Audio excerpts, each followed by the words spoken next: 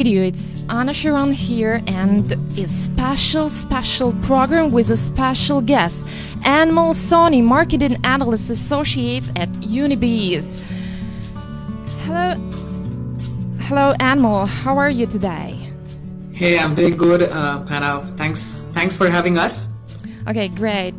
Today we're gonna talk about UNIBEES project, share some tips for those who would like to raise money for their own project, especially in the US. There will be a lot of useful information for startups, and not only, also their way to the top. Where did they begin? Where they are now, and where they plan to be with their projects. So take it with us. So, Anmol, I'll just give just brief information about UNIBEES. Don't you mind? Absolutely, go ahead.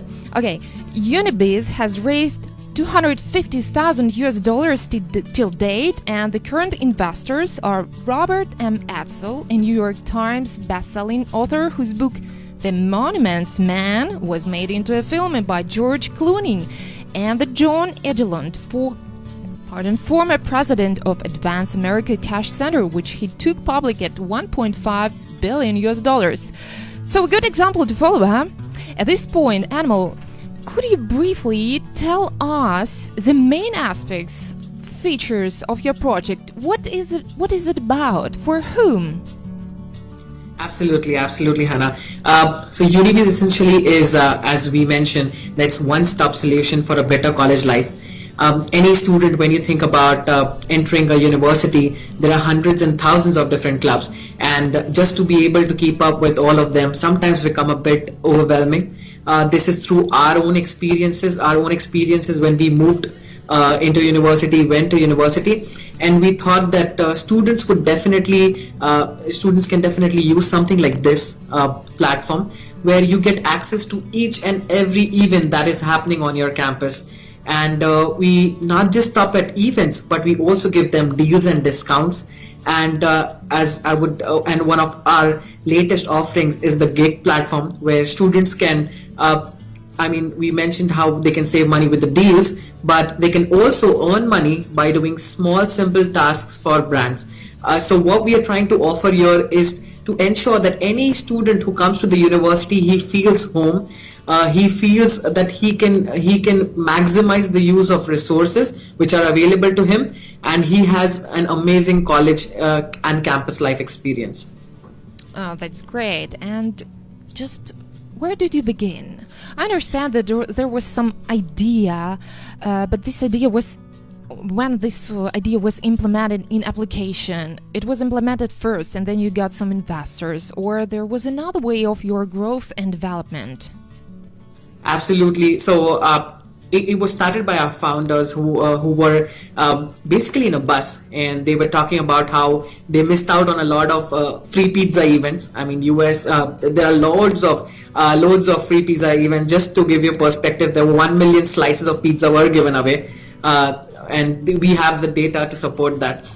So it was started when they were in a bus, and they were talking about how we are missing out on so many events, and why don't we have a centralized platform where all of this information comes together, so that we can easily access that, and we can easily use that application to further and have a better experience in campus.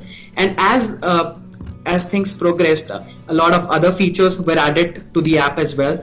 We started in University of Texas at Dallas, which is this was in 2016.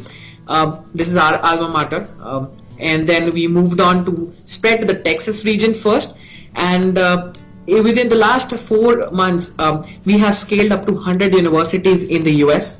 And as you mentioned, we had closed. That was after being in practice, being already existing in a lot of universities, having a huge amount of fan base here as well.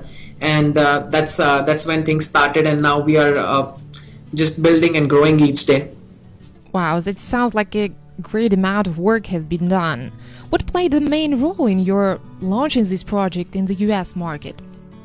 And why you considered it to be successful there? I understand that you are confident that you have a great idea, but there are a lot of great ideas in the US. How How did you believe that your project would be successful? I think one of the most important reasons whenever we are talking about these projects as well is that you need to have that firm belief. It starts with that. And as we talk to more and more people who belong, who come to the same student community, what were some of the problems that they were facing? And as I mentioned, that we were trying to solve each and every of those problems. It started with what we were facing, and then we built an application on top of that. But as we progressed, one of the things that I would definitely say helped us in becoming more and more successful was the fact that we constantly paid attention to what students actually need. We were very open to feedback all the time, and asking students about what are some of the things that they would like, what are some of the things that can help them. This, I believe, is one of the strongest points why we were able to thrive in such a competitive market space. And I believe that students have given us so much love and so much affection of all the things about how this app has helped them to get to events.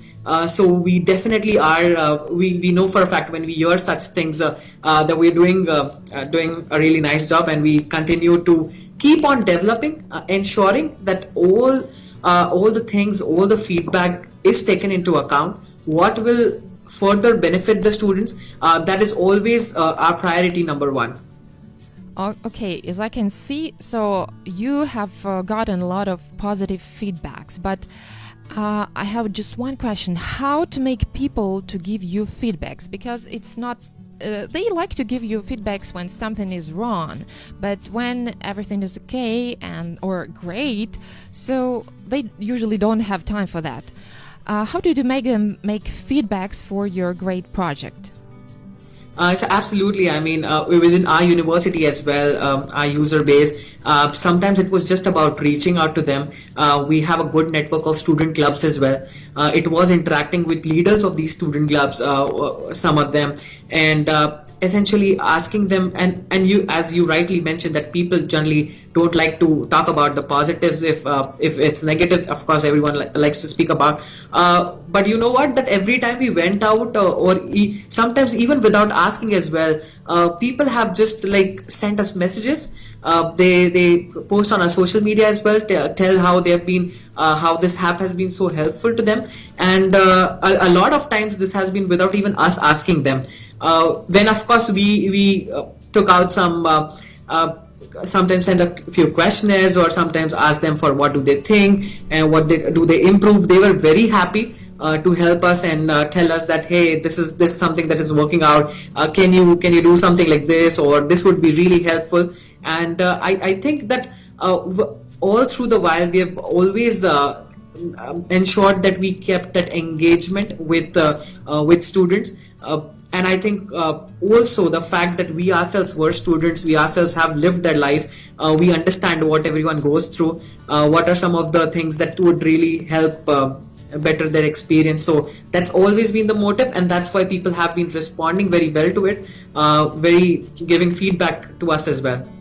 Okay, so you understand students pretty good. That's why, probably that's because you were students yourself. I know that the creators Chandra Kira Achanta, who completed his master's degree in business analytics, and UNIBEE's partner Abhinav Varma Kalidini, who earned his master's in finance from University of Texas in Dallas. So, do you think that you could get, you as a company, as a project, could get such success without those knowledge, without those degrees, without this knowing of American people? Could an ordinary guy, like a regular fox, not from the US or without such degrees in business analytics, to achieve the same results with the same idea or the same project? Yeah, I think, as you rightly mentioned, degree essentially just helps us understand how things are in the market space. It helps us gain experience about what's trending, what's not trending. But with respect to ideas, right? Ideas can be generated anywhere. Someone, when our co-founders essentially were sitting in a bus and they were thinking about it, I mean, it had nothing to do with the degree that they were pursuing. It had nothing to do with the courses that they were taking. It had just to do with a problem that they were trying to solve. It had just to do with that what they were essentially feeling. So I believe that anyone who believes that there is a good idea, there is something that is solving some problem, they're working towards building something and executing it. I have constantly been told by my co-founders and teammates that you get a lot of ideas, but unless and until you put that into action, you put that into execution, there will be not a lot of things that come out of it. I mean, we all love in general to talk about new ideas, latest creations. Unless and until you take that step ahead, move forward to actually executing them, it's then when you will enjoy the entire process as well as build something that is really useful for everyone. So I believe that degree, of course, helps in understanding the concepts that are trending in the market world, but I believe what helps the most is one idea that you believe in, one problem that you're solving, and you building and executing that problem. Okay, so as far as I understood, that having such a degree, graduating from such a university, it just makes you more confident in your position and in yourself. But in case you have a great idea and eager and ready to implement it, to do it, just be confident as well. And also one great idea is for students. There are a lot of students around the world, so creating an application for such audience is something. Students across these universities have access to 150,000 events from 32,000 students' organizations. I mean, I'm talking about the students that use your application, with 3 out of every 10 events giving away free stuff. Within the last year, as you just told us, alone like 1 million free slices of pizza were given away in these universities. And you covered territory from Columbia University to University of California. Students across the country, across the US, will be able to access UNIBEES from the comfort of their fingertips. So, you made some agreements with those organizations. How did you manage to arrange such events, entering such events, or getting these slices of pizza for free? Was it a huge amount of work, or it was done just with a simple click, like the students can use your application? Yeah, absolutely. And what we've done is build a sophisticated AI program that runs in the back, which aggregates a lot of data all around campuses, and it gets all the information that and all the different events that's happening across campus. And for students, essentially all that they need to do is the AI of course supports and helps us. It is AI that made the scaling possible, right from as I mentioned, like 4 months ago, scaling from 4 to 100 universities was made simple because of the sophisticated tech in the back. As far as students are concerned, all they need to do is just go ahead, download the app and use it. There's nothing else that they need to do. There's a whole new life experience that's out there for them. So no stress for students. Just go ahead, enjoy the app. I just didn't get the point. How do these organizations of these events, what is their benefit out of this? Yeah, so for organizations and student clubs in general, what we have done is that we have not just stopped by getting data, but we've also built a content management system for them. Let's say you are a student organization who runs analytics club, for example. What we have done is that once you claim your organization, you can edit and customize the pages. You can post events. You can see how many people are interested in each of your events. So we are also providing them the insights portal as well, where they can see how many followers they gained, how many people were interested. There is also a rating and review system as well that's built in the platform, so the student clubs can get to know about what other students think about the club.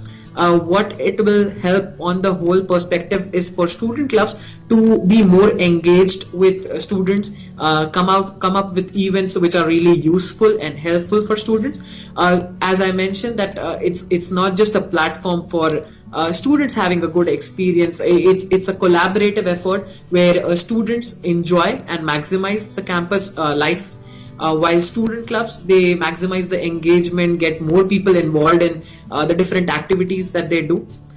So yeah, these organizations are really happy about what we've got for them. Okay, and that's good for these organizations and for your application, and especially for students using it. Could you just specify the main stages of your project? So, like, what you began with? What was the next step? What was the third step? Where are you now? And what do you plan to do next? Okay. So we first started with executing and building the product in 2016. Then it was launched to University of Texas Dallas, as I mentioned, was our alma mater. Within a span of just 10 days, we had got around 2,000 downloads, which is and we would definitely say that word of mouth had a big role to play in the entire space. As we moved ahead, we built features around the product. So first, it was catering to free food, catering to events that are giving away freebies. Then we moved on to the section where we also had deals incorporated. We also had discounts incorporated. As we moved further, there were other things that we thought that, okay, what else does make sense for students to get into? So as the product developed, student organizations were entered into it. Then recently we came up with the whole idea of talking about deals, talking about events, but also giving a chance, giving an opportunity for students to not only do some tasks, but also find internships and job opportunities as well. The idea being that anything that a student needs when he comes to campus will be there on the app itself, and they will be that's all that they would need. The plan moving forward is to further the growth in the 100 universities that I mentioned that we are live in right now. Within 12 to 18 months, we hope to be present in each and every university in the US, and then after that we are thinking of international expansion to Europe, Canada, Germany, India. Germany, of course, part of Europe, and so on. Yeah. Sounds like a cool plan, and sounds like a huge amount of work has been done. Do you have a big team? No, currently we are having only 15 team members. That's all. We have 15 team members, but everyone's been so excited about the product. I personally, I'll tell you about my story, if that's all right, Anna. Yeah, sure. I can see by you so much, a lot of excitement in your eyes, sparkling eyes. This is something that inspires others. Thank you so much for those comments. So when I came to the US in 2016, I began with a master's course. One of my friends actually told me that, hey, there's this app called UNIBEES. You need to download it just to get to know about different events that are happening on campus. And I being very excited about being in this whole university space, I kind of thought that, hey, this is a really cool app. And I used to go to each and every event that I could go to. And I believe that within 10 to 20 days, I was so excited about that. Hey, this is really cool. That was my thought.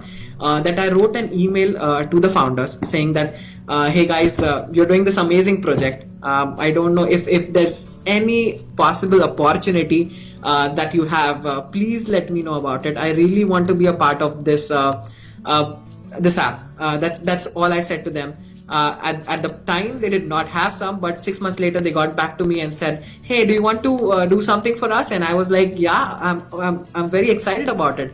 And now to think of it that I represented the app at the Web Summit, so it's been an eventful journey. It's been the kind of excitement that you see that I have is essentially the kind of excitement that all our team members also have. Everyone's looking to add new things, add new flavors, always come up with innovative things, and some of our team members are also students, so that idea constantly keeps on revolving and enjoying. And I mean, it's an enjoyable process. It's a helping process, but it's also a very fun process. That's what I would like to say.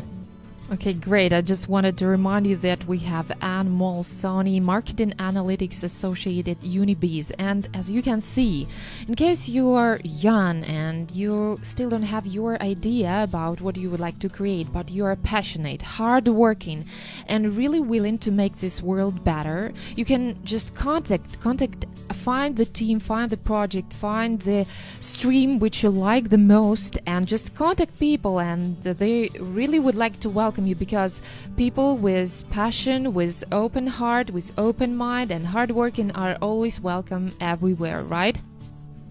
Absolutely, Hannah. I cannot further what you said.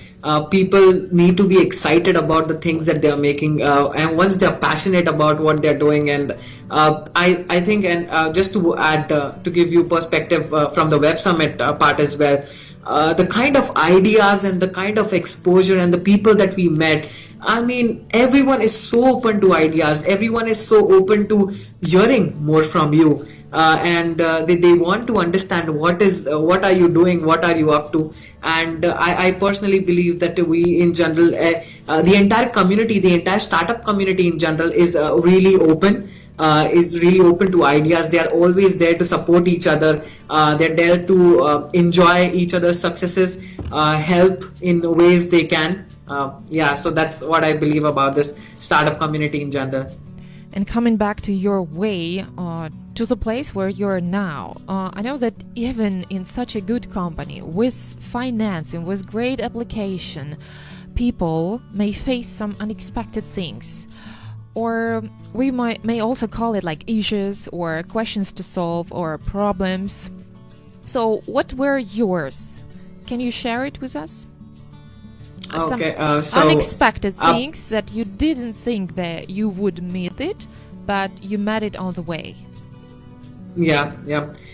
So always it's like as I mentioned, that we are open to feedback, and might be that there might be always cases where you thought that okay, this is something that everyone needs, but turns out that was not the thing that students might like.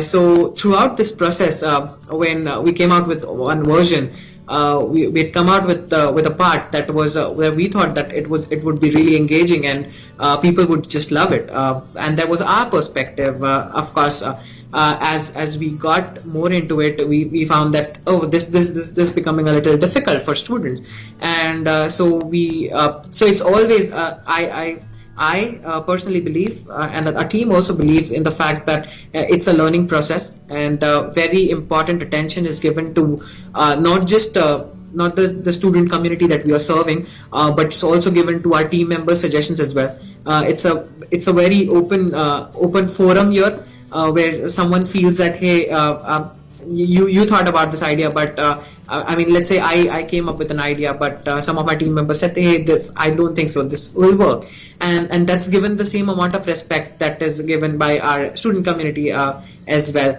So I believe that there have been cases where we thought that something's going to just work, and but turns out it did not work. So we were agile and we were fast enough to ensure that those things were taken out, some things were added. So as the aim, of course, is to always learn very quickly, implement things in the future, and learn very quickly, and keep on repeating this process. Okay, great. Thank you, Anmol. As we have just 7 minutes left for the interview, wanted to have a few more important questions to be answered, like the following. I know that you are working like for Generation Z people, so-called millennials. So your users are mostly this category of people.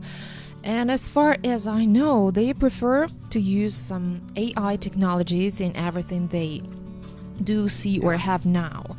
According to you, according to UNIBEES, according to your recent visit to Web Summit, where we're supposed to have an interview with you, but because I know. Well, next time, Hannah, for sure. Yeah. Next time we. Yeah. So, according to you, what do you think will be the most popular tendencies as for AI in the nearest future? And the second question in this question is is there any specifics of these Generation Z, so-called millennials, in the United States, in Europe, maybe in India, so in different countries? Yeah. So as you mentioned about AI, I think AI was always a talk and was always a point of discussion throughout the Web Summit when we interacted with a lot of people. People are coming up with some really cool applications of how they can foster and use AI. Let's say use it in marketing or use it in various fields. So that I personally believe is constantly evolving, constantly improving, and is definitely as you go ahead, you'll see more and more. Another thing was really the talk of the town was blockchain. A lot of people were talking about blockchain, coming up with different applications in general related to blockchain. The whole idea being that people are talking about all these ideas. As I mentioned, that there needs to be some backing of technologies. There needs to be some backing of product in general when we are talking about all these ideas. So that's my take on how AI is going to change things in the future as well. That you need to always create and have at least MVP with respect to any idea that you're curating. Now talking about the other thing about you asking about Gen Z, about how people essentially perceive all these things. I think Gen Z is that as you mentioned, it's a very difficult crowd. If they like something, they like something. If they don't like something, it just takes a second for them to delete this. What I, as well as the entire team here, believes is the fact that you should provide value with whatever you are creating. If you are helping them in some way, if you are think of it from a very student's perspective, that okay, is this app really helping me navigate through various things in college, and if it's going to help me, that's how they perceive. If they think that something adds value to their life, that's when they keep it. I personally believe that Gen Z always and is very picky about what do they like. Will engage with something only if they see that there's some value or there's something really beneficial for me. So that's the general tendency. Great. Thank you for sharing it with us. Anmol, as marketing analyst associate, first of all, what do you like about marketing in general? Why did you choose this sphere? And secondly, I wanted to share your knowledge and vision of which model of marketing you prefer to use for UNIBEES. So is there any strategy? Can you share some tips? Of course, not secrets, but general tips about it. So is there any difference in tendencies in marketing in the US, in India, in Europe, in Portugal? Maybe you have seen something and you can point it out right now for us. Sure. Firstly, I'll tell you that the reason why I decided to pursue something in marketing and analytics was because analytics is, of course, the tech side of it. Always, I was very curious about learning about how things actually make sense, about how data can tell me stories. The idea of being in marketing was the fact that I enjoy talking with people. I really do. I mean, it's always been one of the passions to share stories. I enjoy talking about experiences. I enjoy talking about things that help them. So I believe, and the overall sense of how you I don't even want to consider it as work. I consider it as just helping someone. So that I believe is the greater motivation. behind taking up a field where you're talking, you're constantly interacting with students, with student clubs about a product that you are really passionate about how you know that, hey, you know what, this is going to change your life. Your campus life for sure. It's going to change your campus life. So that in itself was one of the strongest motivators, the belief in the product, the experience that we're trying to build here.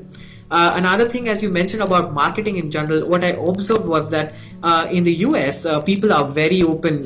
People are very open to expressing their feelings in general. They want to exactly tell the story the way it is. They don't fear a lot of things. They could just stand and talk to 10 different or 100 different people without once considering, hey, what if that what if question doesn't come when you think about marketing in the US. What I observed in the Europe and other places in general was that at times people were a bit on the inside.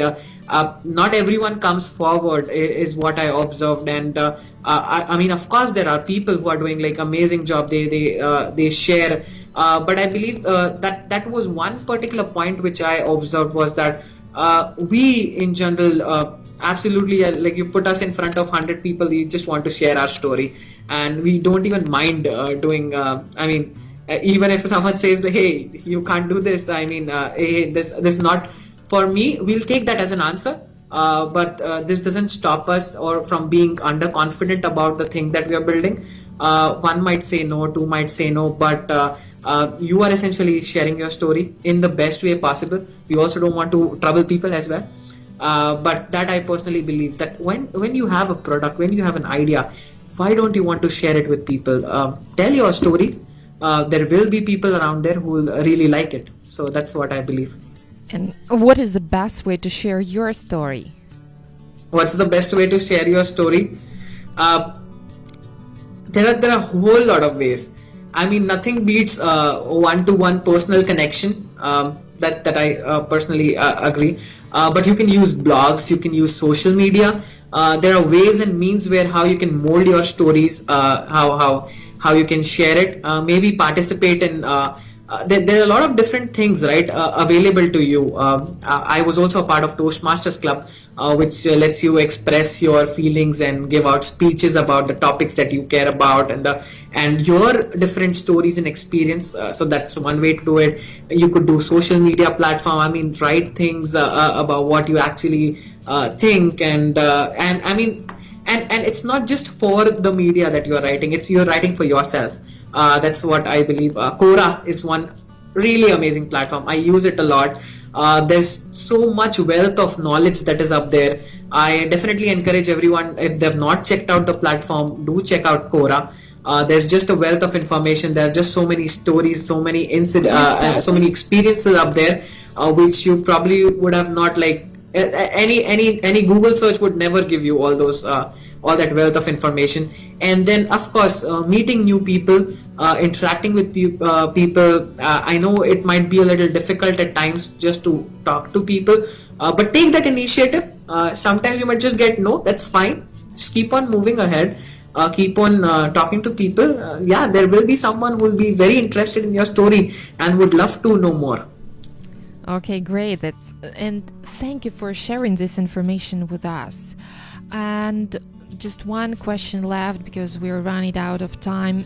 What could you advise to those people looking with open mouth, full of water, and looking at the US market, looking at the prestigious Western European market, and still looking and not doing anything, while having great projects, great teams, but not realizing themselves, not launching their projects? What would you advise? Once you've realized that you've got your idea of the product, start executing, start implementing that product. Never kind of consider that any particular market is very big. You always start with small steps. See what things work. I mean, try locally, talk to people in your local community. if it's a product that could be used. See the fit, do some market research. That's really important. Understand if your product makes sense, or what are the things that are going to help it make more sense. Constantly communicating, constantly talking to people, and understanding that try launching it in your own local space first. See how things react. You'll get a lot of feedback about things working, things not working as well. So that gives you a chance to just really understand the market space. And then I also personally believe that you should not just keep that fear of in mind, saying that, hey, how will I be able to scale such a big market? How will people perceive me, or what will people think about me? Start with small steps. Try to find synergies, talk to people, have good mentors, constantly keep engaging with them, understanding how people are, reach out to people. People are always there to help for genuine reasons, and people are always there to help and support you when you have questions which are like, how do I go into or get into this market? And we in general are also very open. As I mentioned about the startup community, you can just post your question like, hey, this is not working out for me, what can you do to help? And people are willing to help. You just need to have that right spirit in you, and never think that a market is too big. Just constantly move towards it, and keep up the hustle, keep up doing good work, and you'll definitely reach where you want to be. Okay, guys, no fears, just actions and actions and actions. And just to remind you, you're listening to ITRadio. We are everywhere. We are online. And it was our special guest, Anmol Soni, Marketing Analyst Associate at UNIBEES, the cool application for new Jay-Z generation, especially in the universities of the United States. And not only, as Anmol has promised to us. And Anmol, thank you for your time and for your great project and for sharing your tips and ideas and views. I wish you unbelievably further growth and development. Thank you so much, Hannah. Thank you so much for having me, and not just from me, but Team UNIBEES as well. Thank you. We were hoping to meet you in the Web Summit, but nonetheless, somewhere other place, maybe.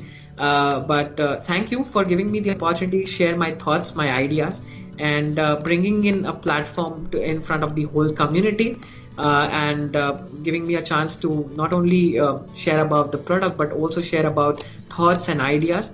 And we are always there to help and support anyone who needs help. You can feel free to contact as well. Okay, guys, so stay cool. Listen to ITRadio. It was Anna Sharon in the studio of ITRadio for you. Those who were watching the backstage of the video, hi to you and enjoy the moment of life. See you soon and with great guests. Клонируем твое время.